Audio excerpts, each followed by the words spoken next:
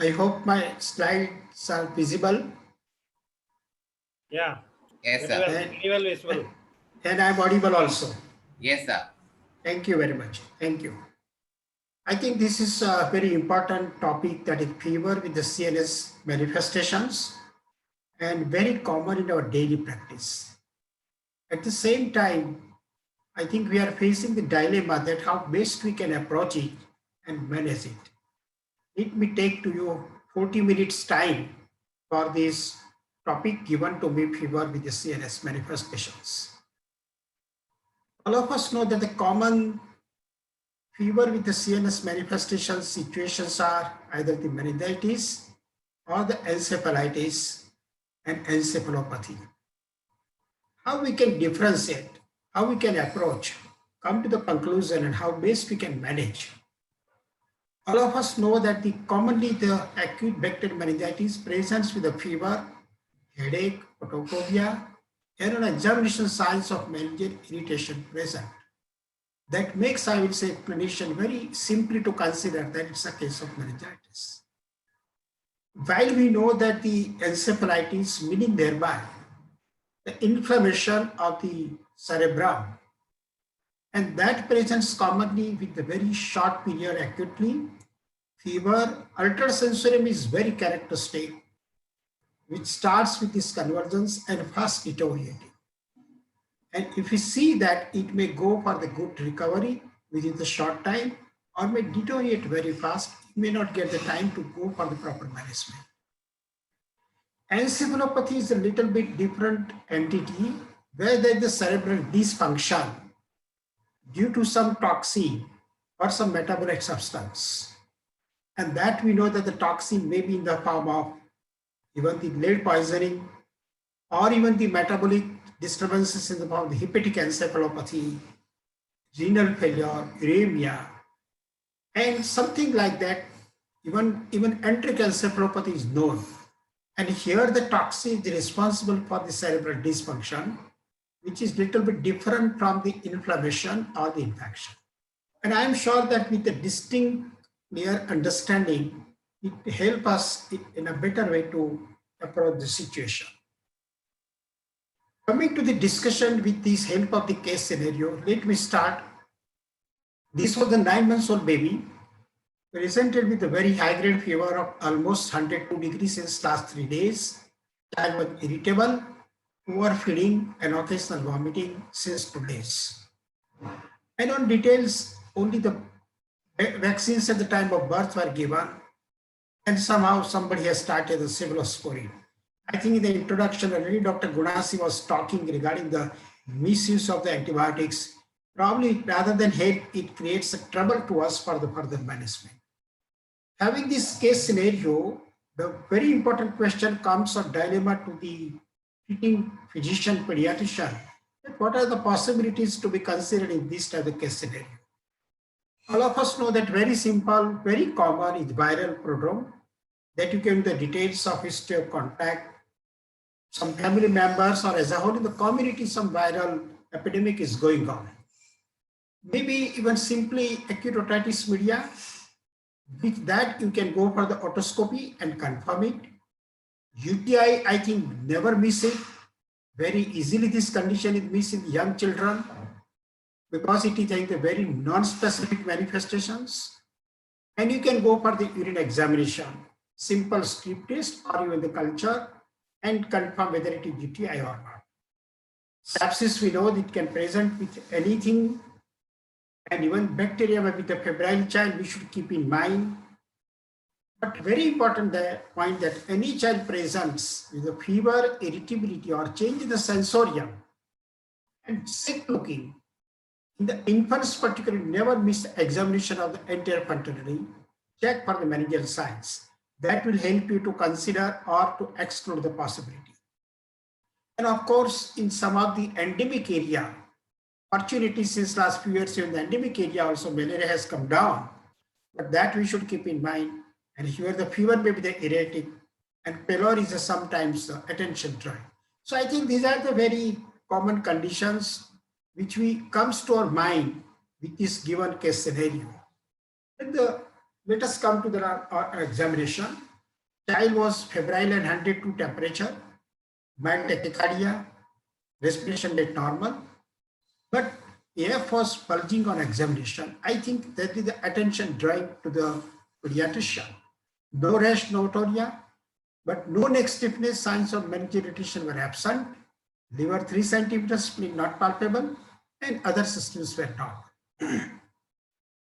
Friends, I would like to remind you that the infants, if the AF is bulging, that is a good sign for the raised intracranial pressure.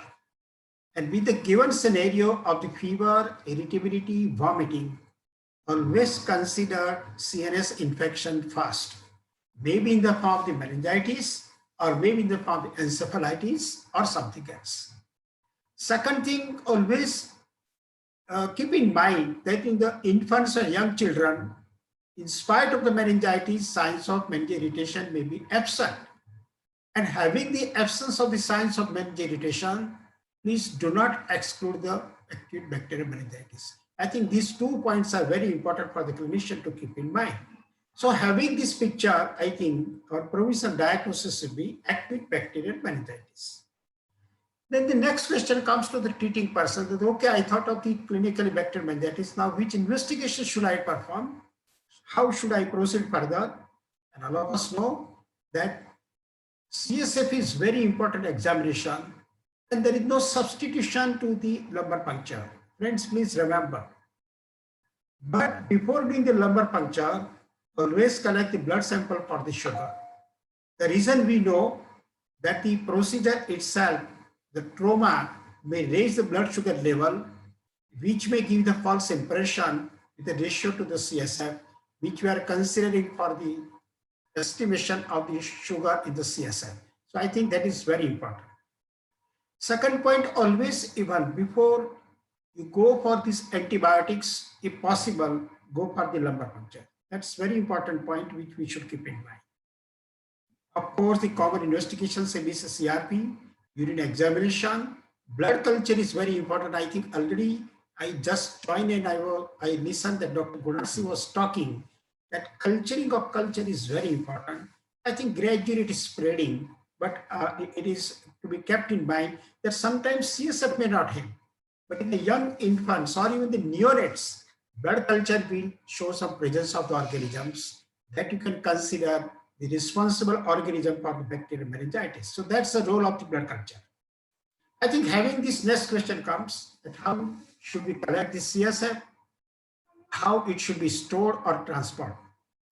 And I think for that, please, friends, remember, already I talked that CSF should be done in all suspected cases.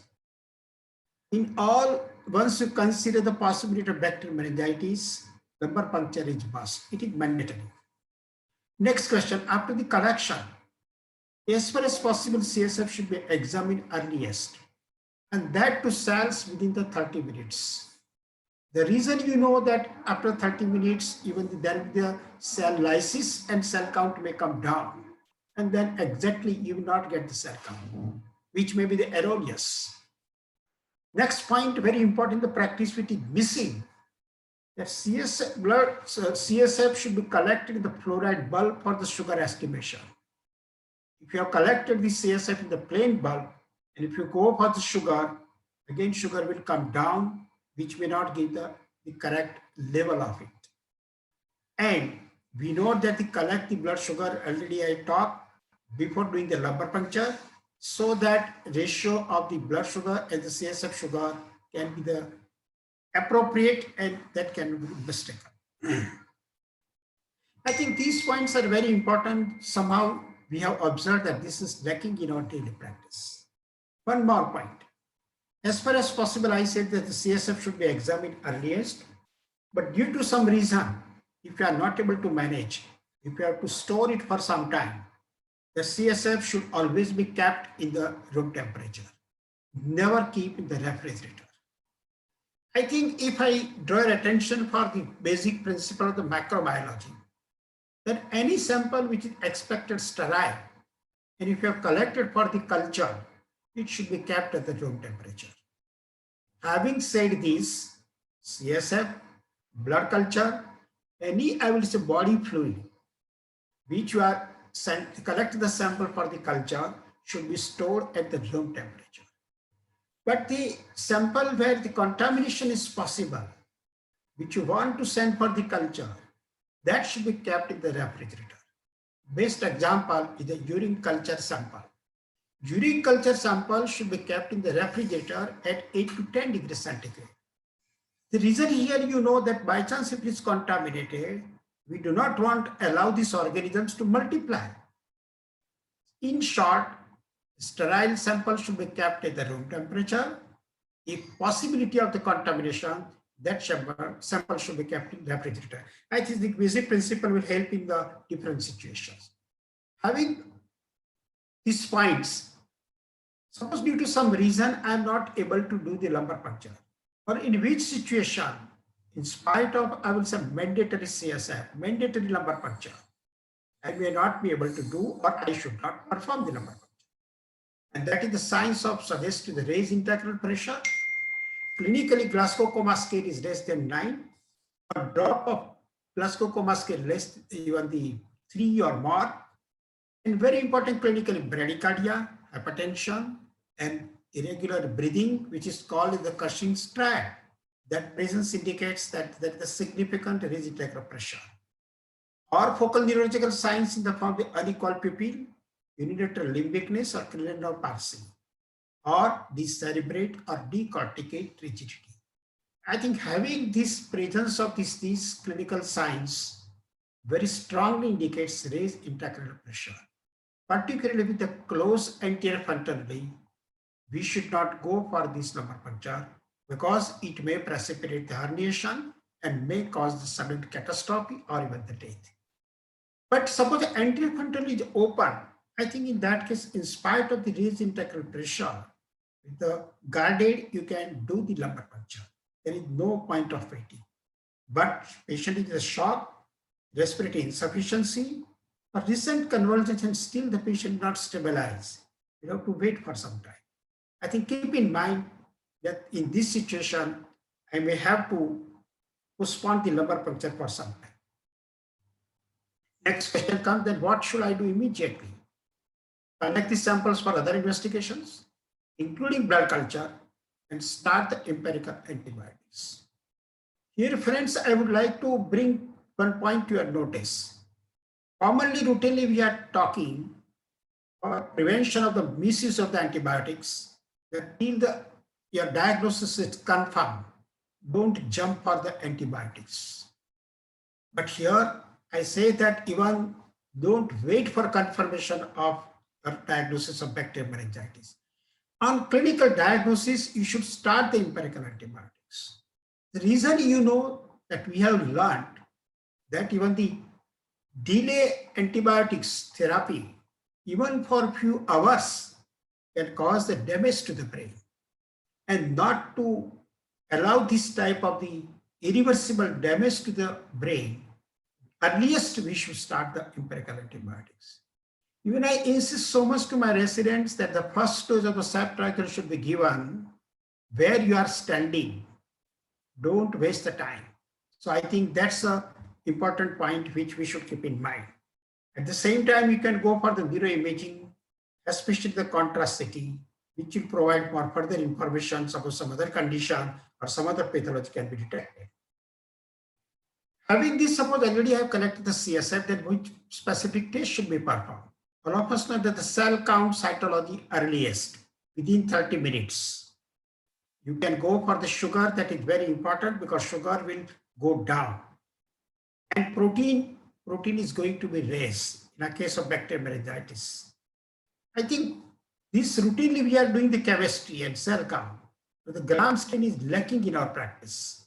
Please, friend, remember that suppose it is a naive antibiotics, nobody has given the antibiotics, and patient comes to you, if you go for the gram stain, the sensitivity almost 40 to 70%, and specificity 97%. Suppose if I get the organism, it becomes the diagnosis for me, which becomes very simple for me to manage later on.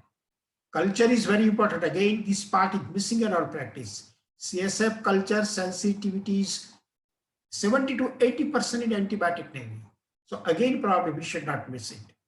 And by chance, suppose somebody has given the antibiotics or traumatic CSF, always go for the latex agglutination test.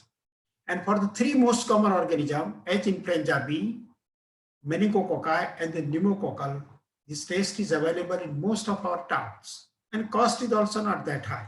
So I think we should take the advantage of these investigations also. Very important point is the PCR.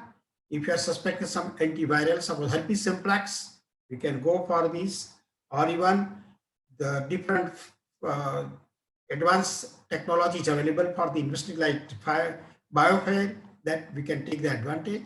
If you are suspecting suppose metabolic disorder, CSF, lactate, and amino acids are very important. And in some immunocompromised child, severe with a severe acute malnutrition, or even the preterm baby, if you are suspecting fungal meningitis, go for the India stain. I think these investigations, I'm sure that will help a lot in our daily management. Next question comes, how will you treat the pending reports? This is very important, that till I get the investigations, how I should start the treatment. First, very important, most of the times these patients may be in the critical situation. So PICU admission, supportive care, and the stabilization is the topmost priority. If the patient is in the shock, respiratory insufficiency, convulsions are there, that has to be controlled initially.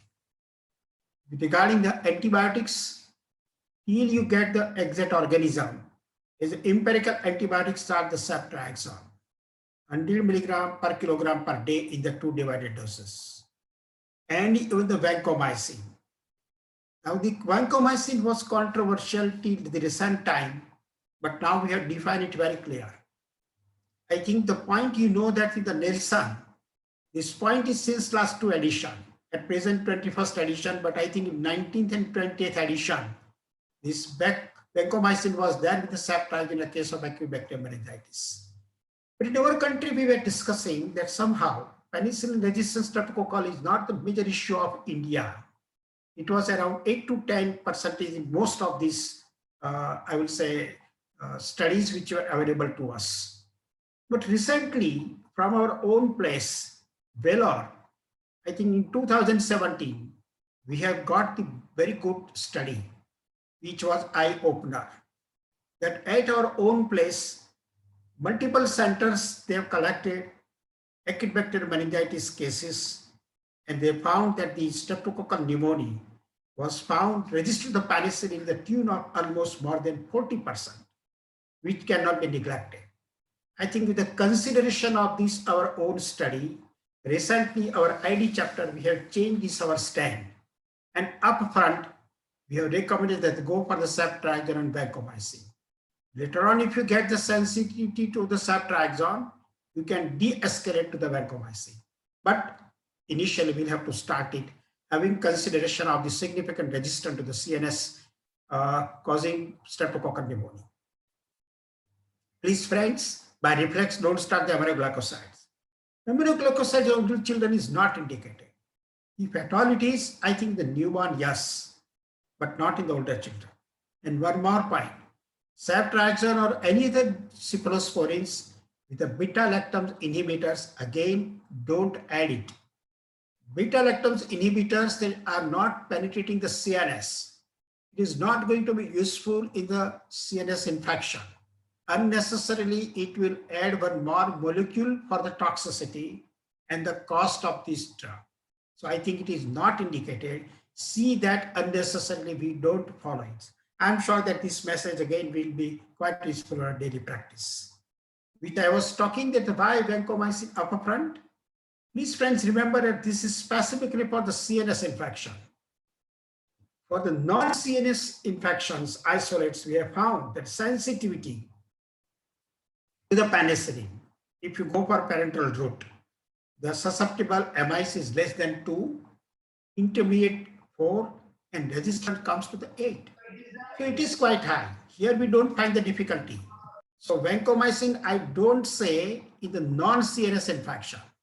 So if a patient has the pneumonia, even MRSA, I think vancomycin may not be started from the upfront. This is very important.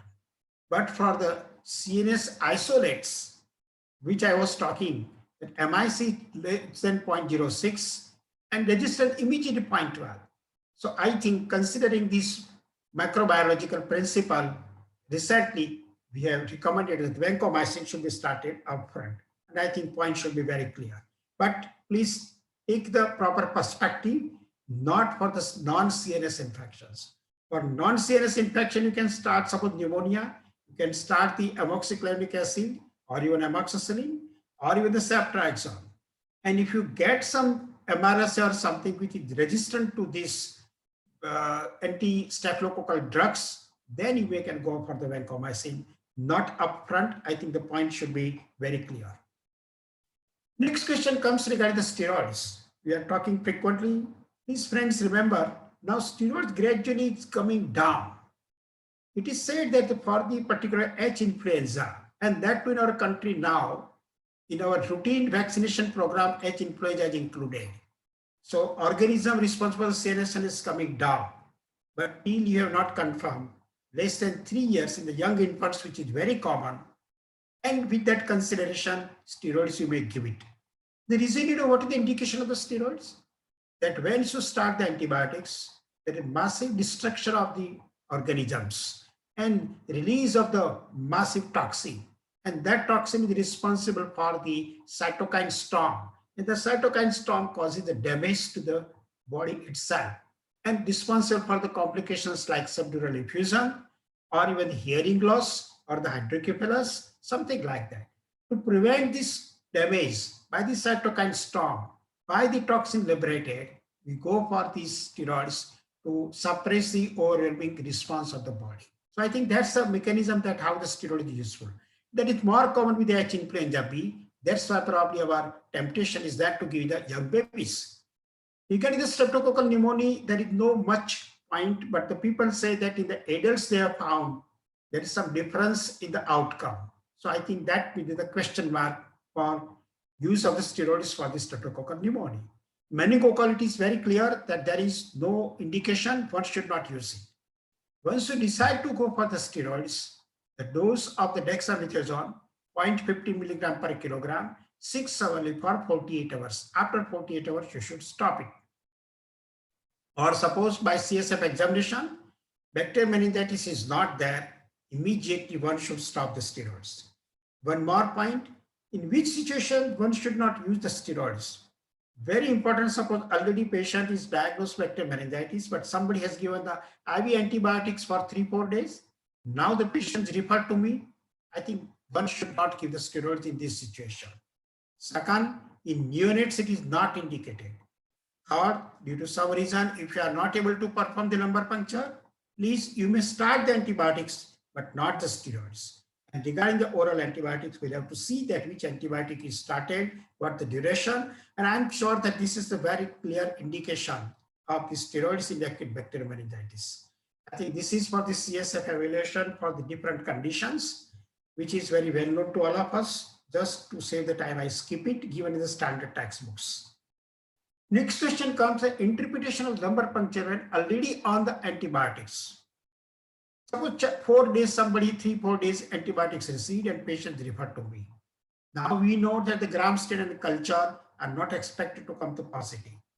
But you know that the protein and sugars take some time to come down for the correction. And therefore you can take the help.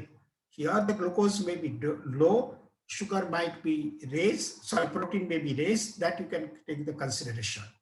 And here I think the role of the agglutination test, which I was talking. The presence of antigens will not disappear by the antibiotics. So that we can do, or even PCR may be the useful. So I think these are the points how we can take the differentiation of the, particularly when already patient has given the antibiotics. Next question comes for the clinician, very common in the practice. How I should differentiate the partial treated bacterial meningitis and tuberculous meningitis?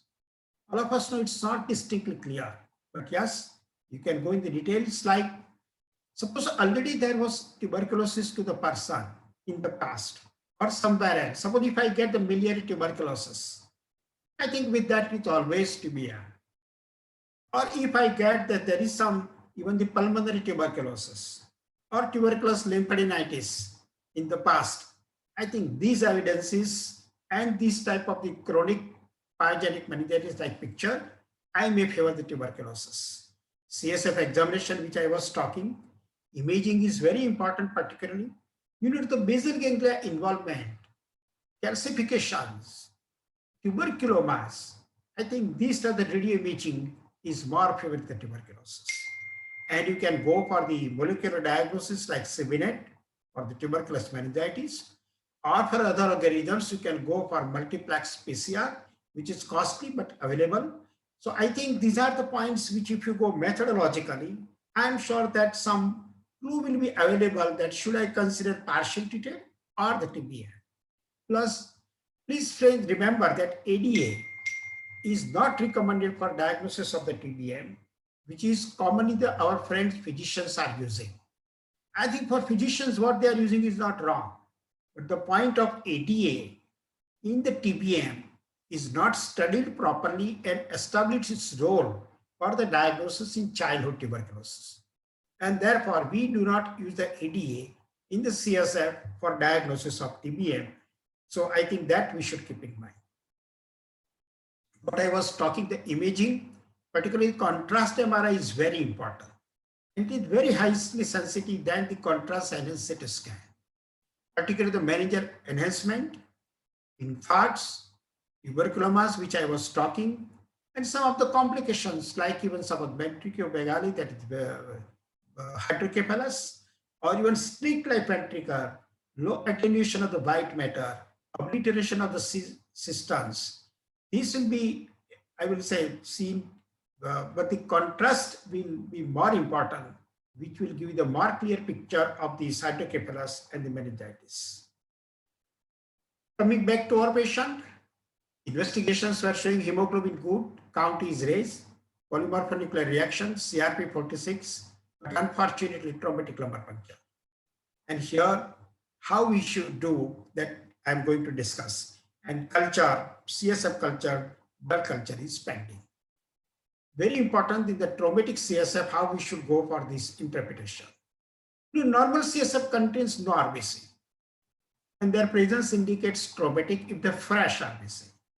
If it is the old hemorrhagic, I think that can be even a case of herpes simplex encephalitis that we should keep in mind. But if traumatic and if you collect the CSF in 3 different test tubes, gradually it becomes lighter color. So I think that will be the consideration that this is traumatic. Second point, lumbar puncture at high interspace you may try. Many a times you may get even the less RBC or maybe the clear. And very important point, you can go for the comparison of leukocytes and protein concentration. We know that the normal RBC-WBC ratio in the blood is 500:1.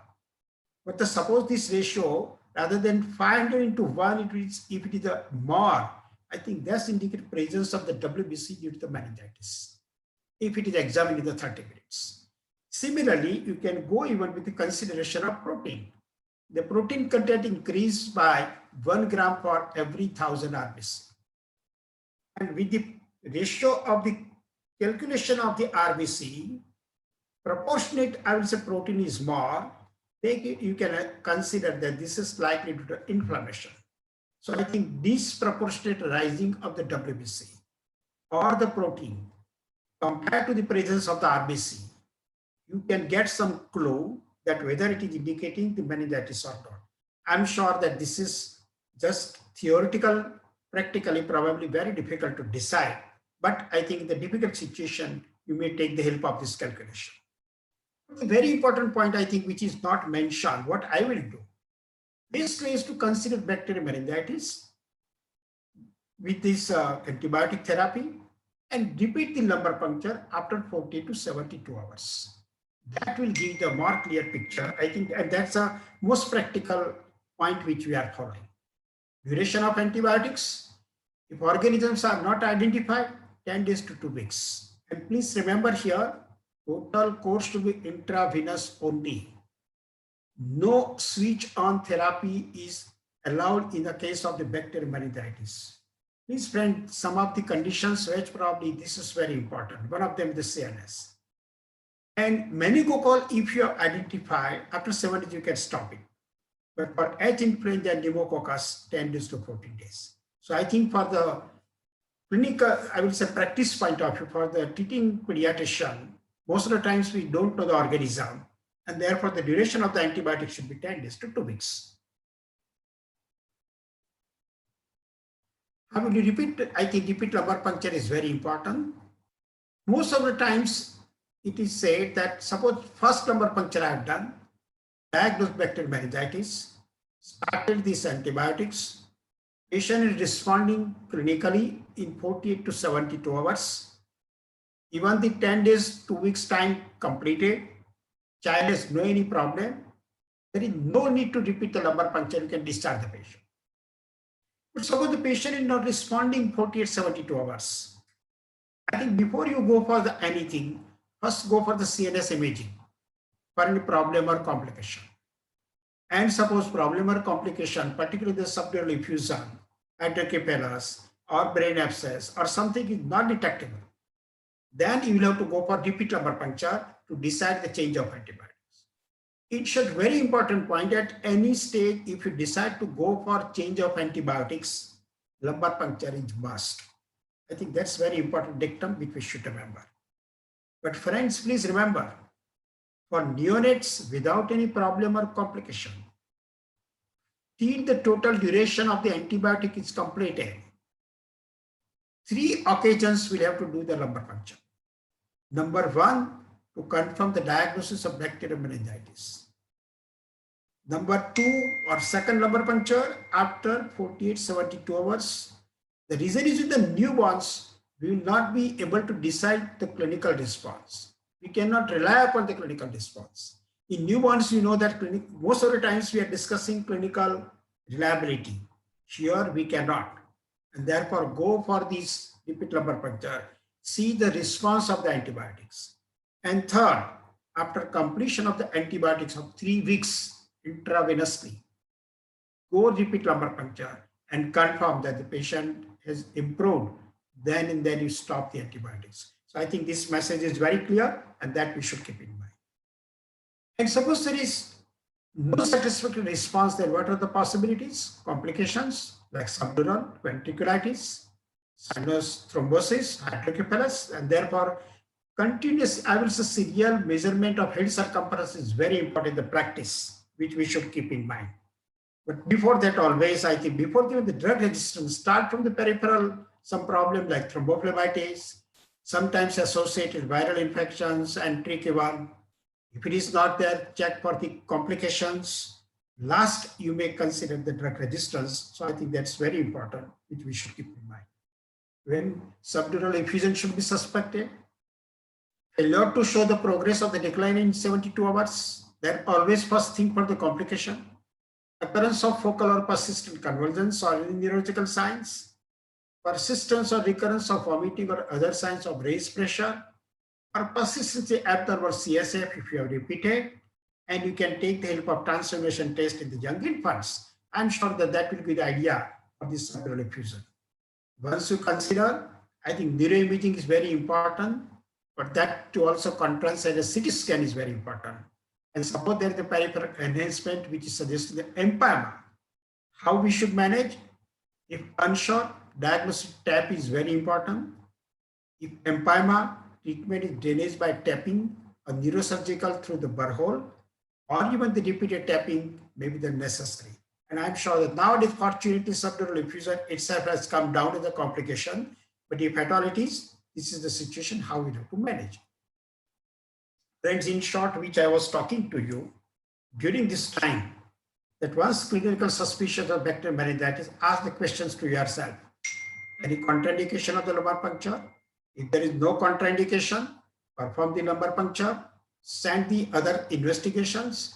If it is, and start with the antibiotics, with steroids, without steroids, which already we have discussed. And CSF, suppose confirm the diagnosis of meningitis, continue the therapy as per the total duration of the antibiotic.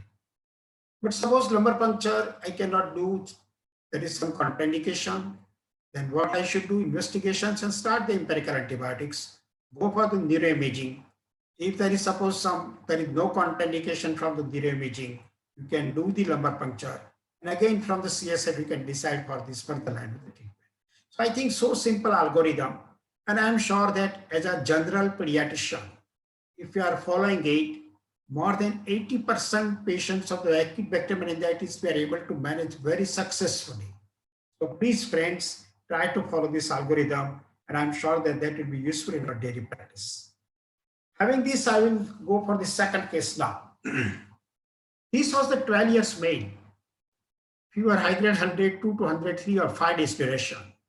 Vomiting 4 to 5 times per day, which was projectile, and decreased oral intake since 3 days.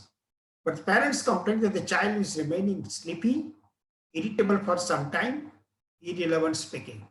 Friend, this point indicates change in the sensorium.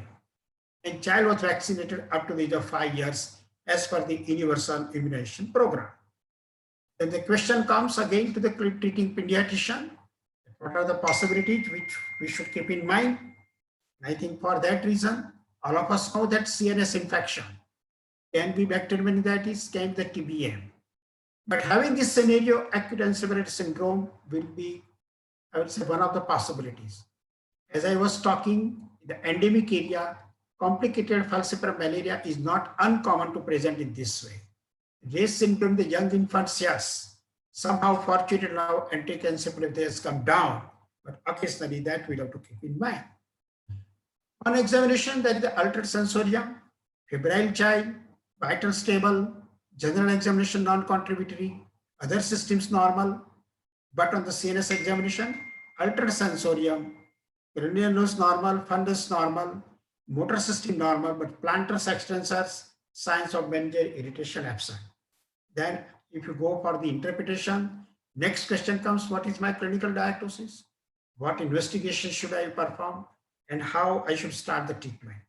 I think answer to these, such patients, number one, hospitalize, stabilize the patient with IV fluid and necessary symptomatic therapy, self-traction empirical, we have to start it, go for symptomatic therapy in the form for convulsions or for raised arterial pressure, and investigation should be performed.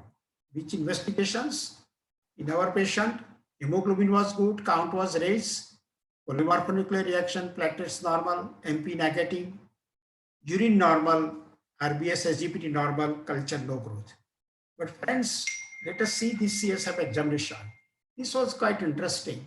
This is real case probably which I had seen during when we were preparing this module. Protein was marginally raised. That was the quite attention drawing. At the same time, if you see the sugar is all right, but the cell 16 and most of the lymphocytes, that means aseptic meningitis like picture.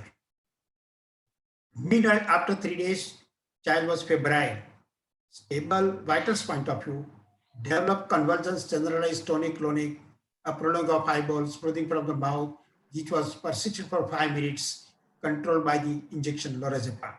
And CNS examination are almost the same. Having this picture, what is likely the possibility to the treating pediatrician, this question comes. Friends, I would like to take to you, what is acute encephalitic syndrome? Friends, WHO coined this term in 2006. And how to define a person of any age at any time of year with acute onset of fever and at least one of these two. These are the 2 points. Change in the mental status, including symptoms such as confusion, disorientation, coma, or inability to talk, which is there in our patient. Or now onset of the seizures, excluding the simple febrile seizure. I think it is not difficult for the general pediatrician to decide that this is, of course, not the simple febrile seizure. All these 2 points were there in our patient. Having, I will say, if you follow this exactly the criteria or diagnostic points for the acute encephalitic syndrome, I'm sure that this is very classical case of the acute encephalitic syndrome. Next question comes at what investigation should be performed. Again, friends, very important point for the CSF examination. And what are the specific tests for the CSF for this meningitis and even the MRI brain? These are the 2 investigations, very important, apart from the routine investigations. What are the very specific tests in the CSF? Culture, again, friends, please don't miss it. What I'm considering acute encephalitis syndrome maybe turn out to be the tuberculosis. So culture is very important. Second point, gene expert if you are suspecting the tuberculosis. Third point, CSF agglutination test even may be useful. But the very important point, having the given case scenario, CSF, HSV, PCR is very, very important. Nowadays, friends, which I was talking, the multiplex PCR is available. Where I will not recommend in the routine practice. Suppose the patient is the PICU with the acute encephalitis like syndrome. I'm not able to decide from the routine CSF examination and from radio imaging.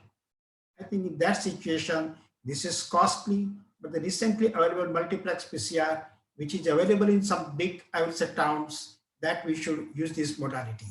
And to our utter surprise, sometimes probably we do not know such organisms we get responsible for the CNS infection. And I think therefore this is the advanced technology which we should be utilize in our daily practice. Another friend, suppose if you are suspecting some other condition in the epidemiological ground, suppose rickettsia if you are suspecting, Japanese encephalitis you are suspecting, I think we can go for the specific test according to that epidemiological condition. And of course, CSF ADA and CSF CRP, I would like to remind you, not useful. Don't waste the resources for these investigations. CSF ADA already I talked, not for the TBM. And CSF CRP in the past, we have done plenty of these presentations, I will say even the dissertations. And we have understood that it is not useful at all. Please don't waste the money for this purpose. On the contrary, go for the radio imaging, particularly the MRI. And coming back to our patients, the MRI which was done shows the cytotoxic edema in both particularly the temporal region. And this is favor of the viral encephalitis, most likely herpes simplex. Please, friends, remember when encephalitis picture and the involvement of the temporal lobe on the MRI, highly suggesting the herpes simplex, that is a condition we can keep in mind. We went for the CSF PCR and herpes simplex was detected, so it was confirmed.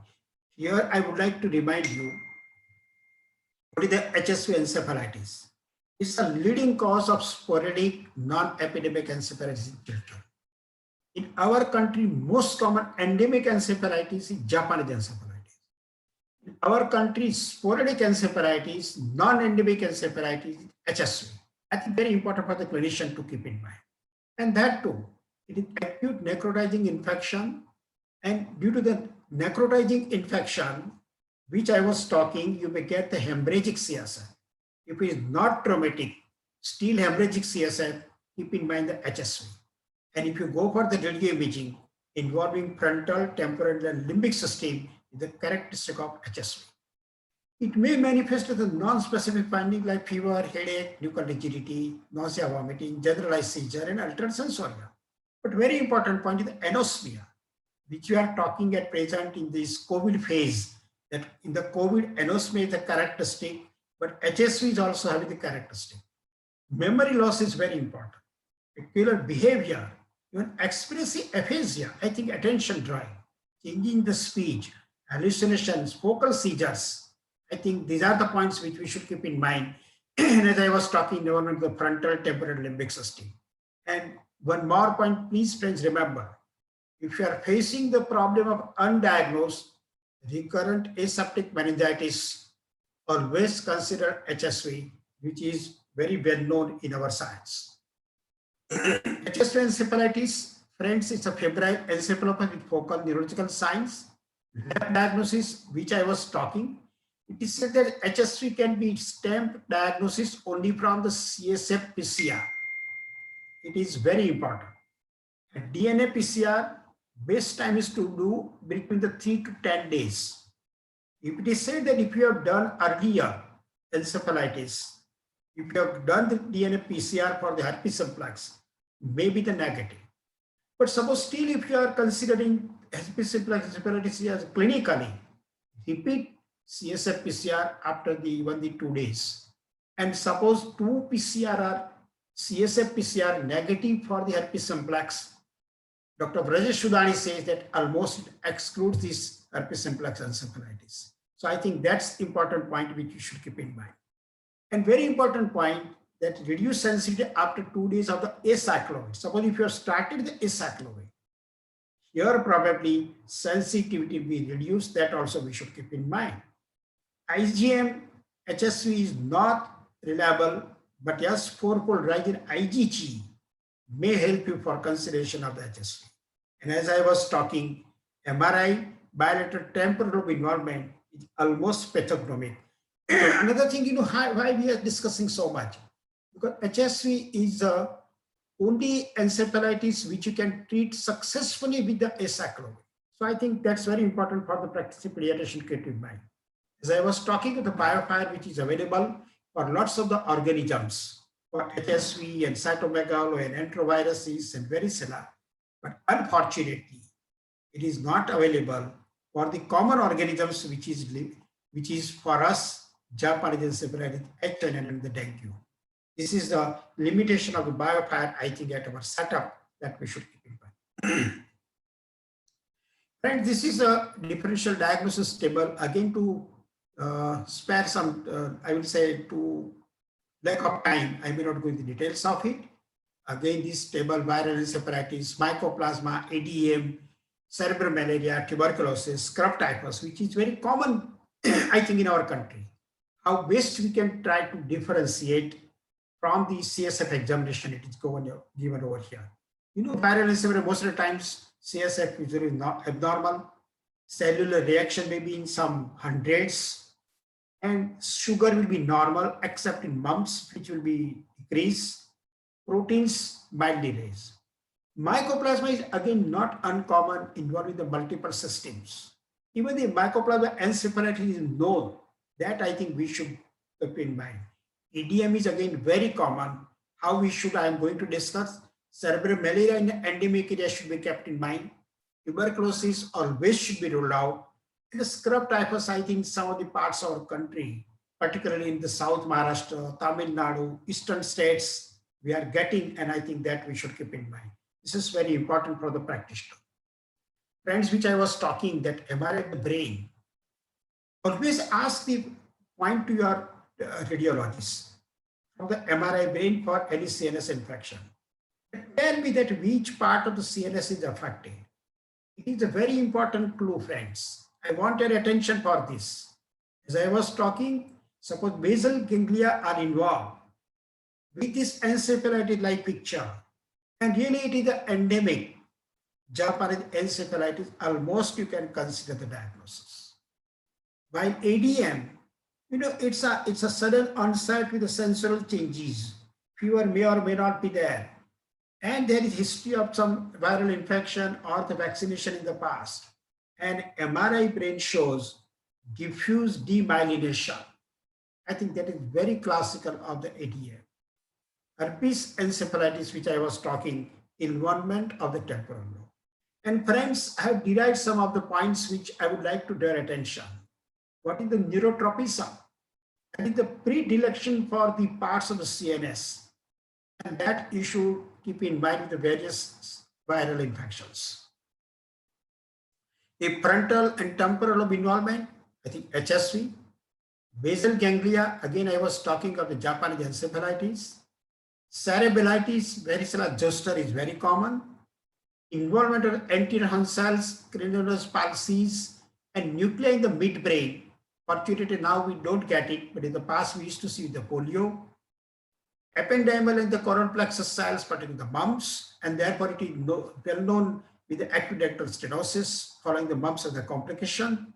Cytomegalovirus, walls of the ventricles, and therefore periventricular calcification is one of the characteristics of the cytomegalovirus.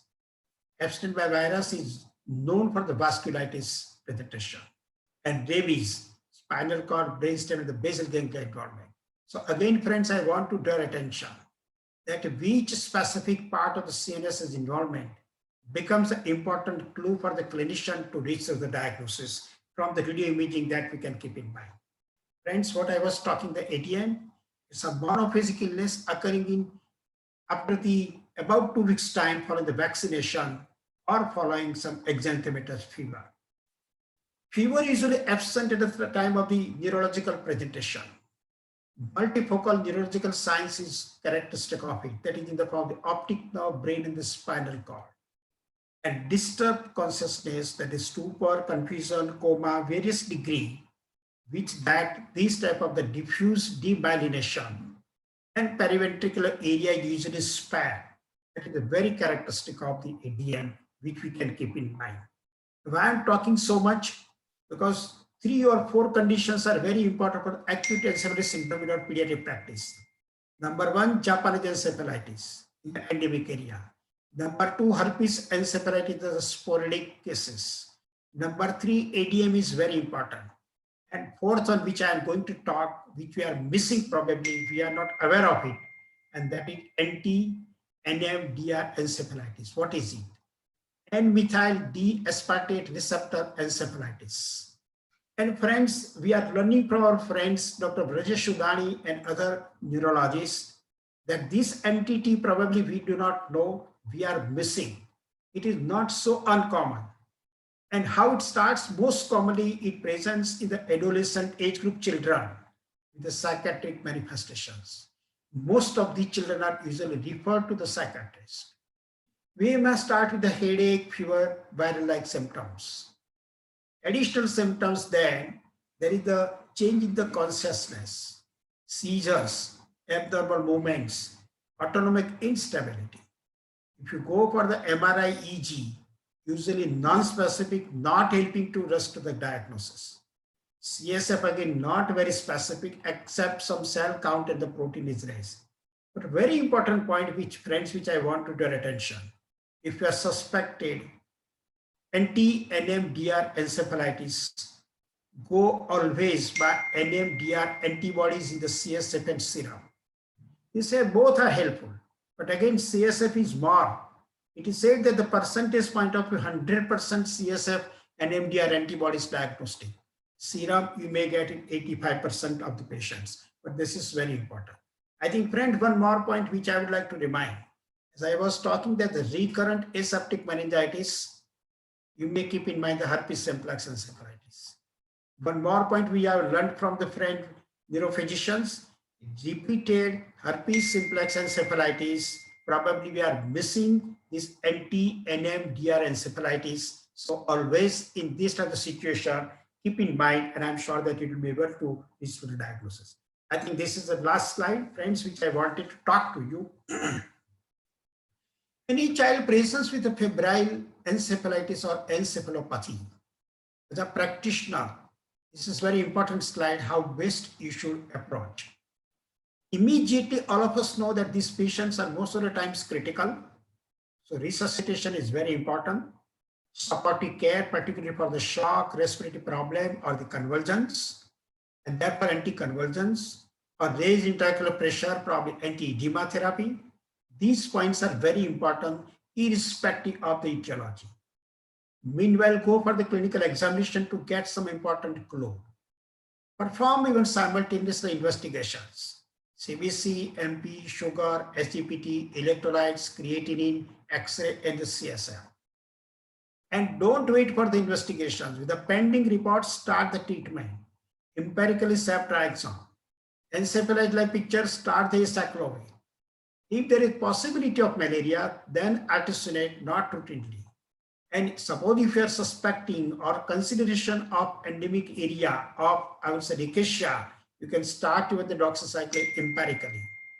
And try to get the clues from the MRI brain, EG. It requires even the repeat malarial parasites. And if you are not clear, I think the advanced technology, take the help of multiplex PCR. And suppose from this exercise, if you get the very definite diagnosis, suppose the acute bacterial meningitis, stop acyclovir, stop artesunate. Or suppose if you have got the malarial parasites falciparum, the rest of the treatment should be discontinued. But suppose I do not get the exact diagnosis, then what should I do? Continue the acyclovir with the consideration of encephalite-like picture. And even if you have started the ceftriaxone, we'll have to continue it because we cannot exclude the acute bacterial meningitis. I'm sure that with this, you know what we were doing in the past. You start with the basic consideration and add if the patient does not improve. Here now we have changed this approach by the WHO protocol that you hit hard, and therefore from the beginning you go for all these considerations in the serious critical patients, and you can de-escalate as you get the more informations. I think that is very important message which I wanted to share with you. And this is the, I think, I'm sure that if you follow, it is going to be useful in our daily practice. Thank you, friends. Thanks a lot for giving me this opportunity. And again, I would like to thank the central office, Dr. Aversha, and all the dignitaries who are attending our this discussion. Thank you, friends. Thank you, sir, for giving valuable inputs on this topic. Little confusing, but still, okay, you put out very clearly, sir, okay, about how to approach. There are some questions, sir, to you, okay, on this.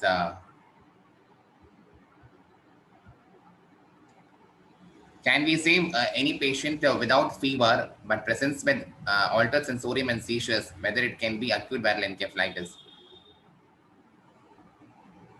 Sorry, what is the question? If a patient does not have fever but has features of acute encephalitis like sensorium alteration and seizures, can we still tell it is acute viral